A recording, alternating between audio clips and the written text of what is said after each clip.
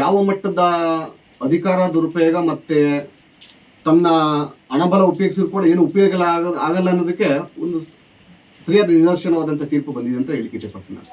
ತೀರ್ಪು ನಾನು ಒಬ್ಬ ವಕೀಲನಾಗಿ ಕಾಮನ್ ಪೀಪಲ್ ಆಗಿ ಮಾತನಾಡಬಹುದು. ನಾನಲ್ಲಿ ಘನವ್ಯಕ್ತಿ ನ್ಯಾಯಾಲಯಕ್ಕೆ ಇರುವಂಥದ್ದು ವಿವೇಚನೆಗೆ ಬಿಟ್ಟಂಥದ್ದು. ಯಾವ ಹಂತದಲ್ಲಿ ವಿಚಾರಣೆ ಸಂದರ್ಭದಲ್ಲಿ ಸಾಕ್ಷ್ಯಾಧಾರಗಳನ್ನ ಕ್ರೋಢೀಕರಣ ಮಾಡಿಕೊಟ್ಟಿದ್ದಾರೆ, ಇಲ್ಲಿ ಯಾವ ಯಾವ ಆ್ಯಕ್ಟ್ ಕೆಳಗಡೆ ಅವರು ಸಾಬೀತುಪಡಿಸಿದ್ದಾರೆ, ಅಂದರೆ ದೂರುದಾರರಾಗಿರ್ಬೋದು ಮತ್ತು ವಿಚಾರಣಾಧಿಕಾರಿಗಳಾಗಿರ್ಬೋದು ಸಾಬೀತುಪಡಿಸಿದ್ದಾರೆ. ಅದ್ರ ಮೇಲೆ ತೀರ್ಪು ಪ್ರಕಟ ಆಗ್ತದೆ. ಅಲ್ಲಿ ಮಿನಿಮಮ್ 3 ವರ್ಷದಿಂದಲೂ ಕೂಡ ಜೀವಾವಧಿ ಶಿಕ್ಷೆ ಆಗುವಂಥ ಕೂಡ ಅವಕಾಶಗಳಿದೆ. ಅದರಲ್ಲಿ ನಾವು ಯಾವುದೇ ರೀತಿ ಹೇಳಲಿಕ್ಕೆ ಆಗೋದಿಲ್ಲ. ಹಾಗಾಗಿ ಇದನ್ನು ನ್ಯಾಯಾಲಯ ಕೊಡುವಂಥ ಒಂದು ತೀರ್ಪಿಗೆ ನಾವು ಕಾಯಬೇಕಾಗ್ತದೆ. ಈಗ ಜನಪ್ರತಿನಿಧಿಗಳ ನ್ಯಾಯಾಲಯ ಮಾತ್ರ ತೀರ್ಪು ಕೊಟ್ಟರು.